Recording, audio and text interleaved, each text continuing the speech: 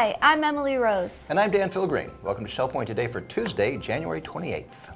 On today's show, we'll get a preview of the 5th installment of Professor Adrian Kerr's History of the Roman Empire. And it's a miracle that's first of all, it fell down, it was burnt down, and then finally it was made into a structure that's still there today.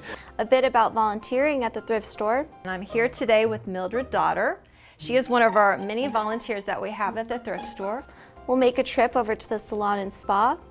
And today I'm in Sea Grape Salon and Spa, and I just wanted to remind everyone about the wonderful reward points that are offered. And we'll have a preview of the Life Care Refresher course.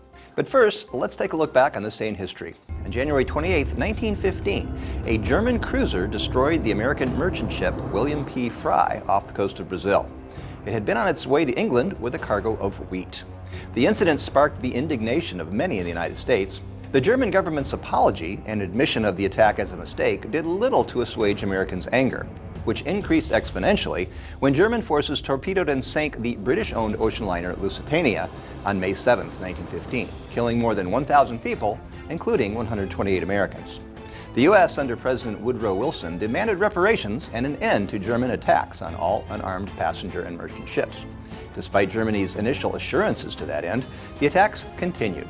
On February 1917, the U.S. broke off diplomatic relations with the country. Several more ships were sunk by the end of March, and on April 2nd, President Wilson asked Congress for a declaration of war, which was made 4 days later. The first American warships arrived in Europe within a week, marking a decisive end to U.S. neutrality in what would eventually become known as World War I.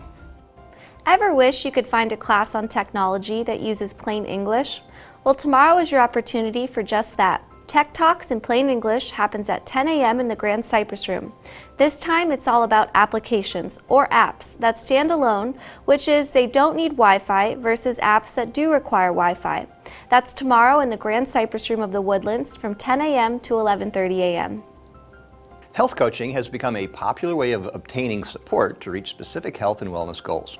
Whether the goal is to feel better through healthier eating, beginning an exercise program, or decreasing unnecessary medication, having the accountability from a health coach to incorporate strategic planning can help you live a well-rounded, healthier lifestyle.